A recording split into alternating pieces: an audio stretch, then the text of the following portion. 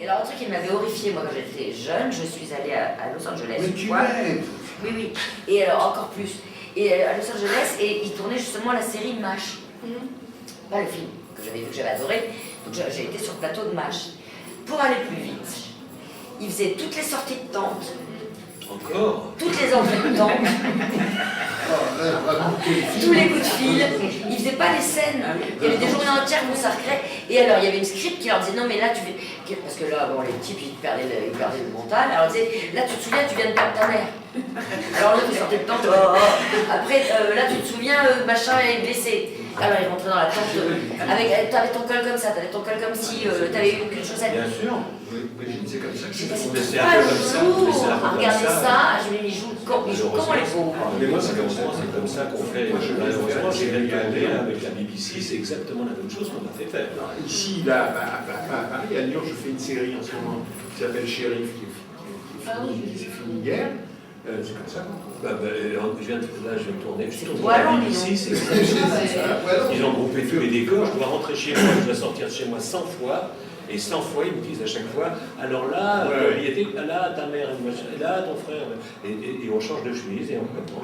C'est le rythme. C'est le rythme. Tu vois, à propos de Paul tout à l'heure, je t'ai dit dans Safari, j'ai fait ce film en Afrique du Sud. À un moment, le mec il fait des balles de poule, il y a une poule qui sort. Non mais c'est faux, évidemment, mais c'était trop génial. Non, ça tout pareil. C'est bien, mais mademoiselle, on lui a coupé la parole. Oh, mademoiselle, alors. Laissez parler, mademoiselle. Laissez parler mademoiselle qui nous instruit sur les Laissez parler Barbara. Il n'y avait pas de cliffhanger, il n'y avait pas de machin. Allez-y, Barbara. Non, mais voilà, je sais pas ce que je disais. Si, ça. Je vous ai posé la question sur les cliffhangers. Parce que Ouais. il y avait Donc, pas oui, ça. il y a des vraies stratégies d'écriture qui sont presque parfois un peu des recettes aussi, hein, parce qu'il faut que l'écriture aille très vite.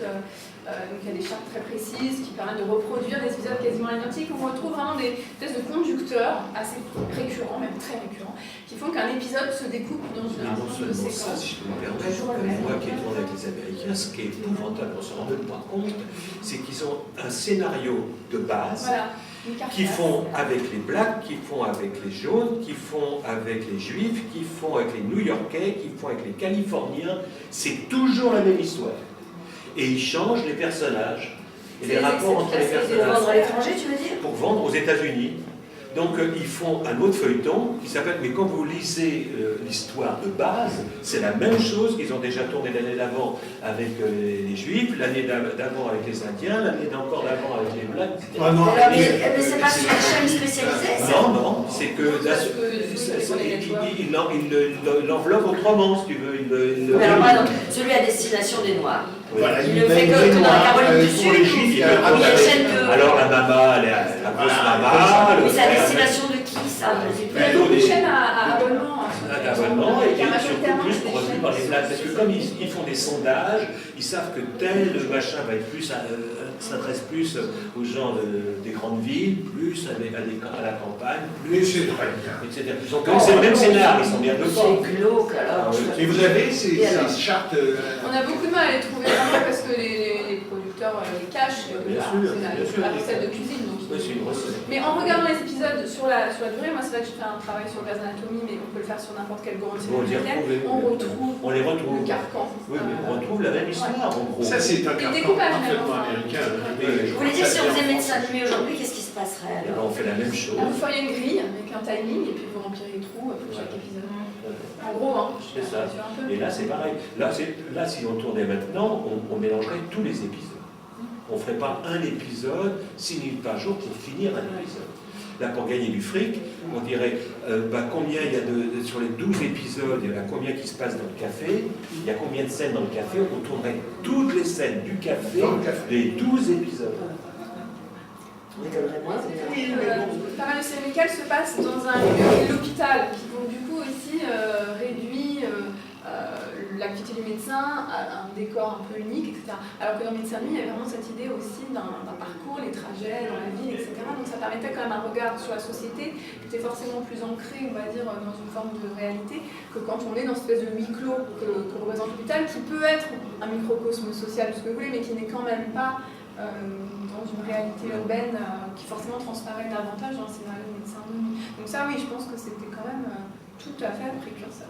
Mais est-ce qu'ils ont filmé Paris quand on faisait les trajets, dans l'espoir de le vendre à l'étranger pour montrer Paris à lui? Ils l'ont jamais. Je sais pas. Il n'y Jamais. avait pas l'idée de le vendre à l'étranger, parce qu'il faut faire de faire médecin ça cartonnait énormément. Il ne faut pas oublier que 50% de part de marché, ça fait C'est pas énorme. aujourd'hui. Et ils l'ont vendu d'abord, ça a été vendu Non, très peu en Allemagne, en Italie. En Italie, ça a été vendu en Italie, oui. Tu n'étais pas allé en Italie faire le doublage du médecin nuit qu'on a fait Non, ils m'ont doublé par un en italien. Allemagne. Je sais pas doublé, non. Non, je ne parle pas italien. Mais moi non plus, mais on est allé faire le doublage du truc. Je connais que les gestes en italien. Bon, vous savez qu'il y a eu que TF1 a racheté les droits. Ils ont essayé, ils sont foutrés. Voilà, je ne sais même pas À si c'est Kouchner. sorti. Ils ont racheté les droits à J'étais Kouchner, dedans, ils j'ai fait 2 ont épisodes. essayé de refaire Médecin de nuit et ils se sont vautrés, ils n'ont même pas passé. Mais oui, c'est ça, je les ai jamais. Parce que la TF1 ne passe pas comme ça. TF1, pour vérifier que ça marche. d'abord ils font un 0 ou 2 et ils le passent dans des chaînes qui leur appartiennent, mais toutes petites. Donc ils ont dû passer au Luxembourg, je ne sais pas où, et puis ils ont regardé l'écoute, et quand ils voient que ça ne marche pas en octobre, ils ne passeraient jamais plus sur leur chaîne. Bon, ben c'est le cas, parce qu'il y a jamais cette tentative, il y a une. C'est dommage d'ailleurs, moi je trouve que c'était un truc qui aurait pu être fait aujourd'hui, qui serait intéressant, de la même façon qu'il y a 35 ans. Je trouve qu'il y a des choses à dire à travers cette vision Comme ça, oui. des médecins qui rentrent chez les gens. Et ça permet d'ouvrir la porte de monsieur, madame, tout le monde. Et des gens qui sont. Il y a aussi bien la bourgeoise qui est malade que les pauvres gars, etc. Donc ça permet de soulever des tas de. C'est un bon principe. Moi je en trouve fait. que le principe est magnifique. Vraiment. Oui, c'est sûr. D'ailleurs, sur cette. Je te signale, je ne te l'ai jamais dit, mais Non, c'est- j'ai écrit une Bible, enfin Pas une une série qui C'est s'appelait. très âgé. Une Bible d'une série qui s'appelait Paris by Night, qui se passe dans les 20 arrondissements de Paris, avec 2 filles, toi et moi. Mais j'avais tourné ce truc-là. Ce serait été Trop Paris, bien. Oui, mais c'est pour le faire chier, tu vois, c'est pour lui dire, voilà, Non, c'est mais alors, bon, alors, revenons à- Non, revenons à- on se fait des nouilles encore. La série policière, les Français s'y attaquent un peu plus, mais la série médicale, actuellement, je ne sais pas de l'actualité. Puis je pense que, toujours pareil, dans la logique des chaînes, c'est beaucoup moins cher de racheter un format américain que de produire une série en France. Oui.